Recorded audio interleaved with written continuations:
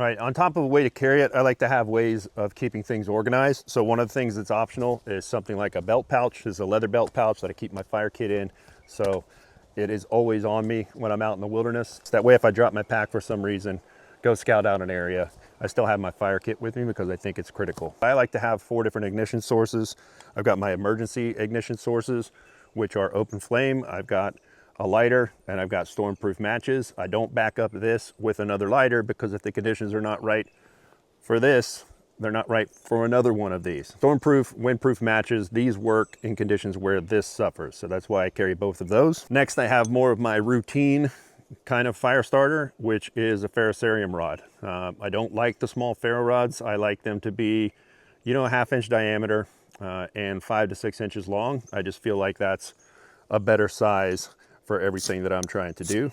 Test your ferro rod and make sure that you can pretty easily throw sparks off of it. Some of these are way too hard to be in anybody's kit, so test that out. Not all ferro rods are created the same. Lastly, for ignition sources, I have some sort of lens. This is a Fresnel lens. I could use that as an ignition source on sunny days, and I can save my ferro rod. I like to save my emergency ignition sources for when I actually need them in an emergency. Otherwise, you're going to deplete them. These deplete faster than these, so I try to save them for an emergency, but they are convenient. Sometimes I'll use this to light a stove or light something really quick, but you know, for the most part, if it's sunny out, I'm going to use this. If it's raining out or cloudy, I'm going to use this. Always have some sort of emergency tinder with you. These are GB2 tinder tabs. This is just a pull apart plug that is basically cotton that is soaked in a wax that makes it burn slower. These will burn for several minutes, long enough to get damp marginal tinder going. So I always have something like this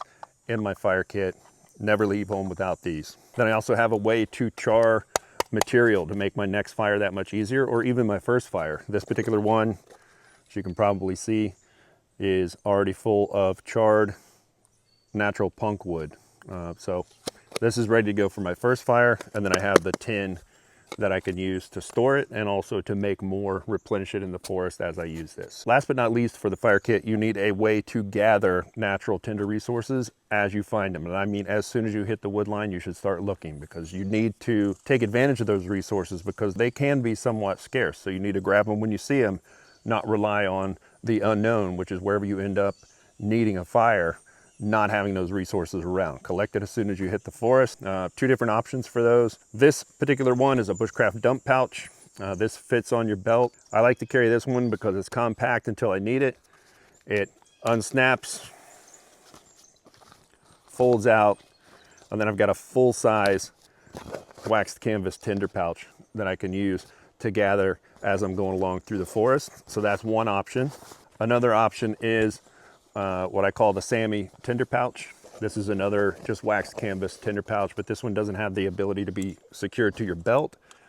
So I keep this in my backpack. Either one of those is fine. Just have some means of gathering natural tinder as you find it. Typically what I do is carry both of these. I'll have this on my belt and this in my backpack. That way if I run into a honey hole of tinder where there's a lot and this gets full, I can fill this up and put it in my backpack. That way I've got twice as much tinder when I need it.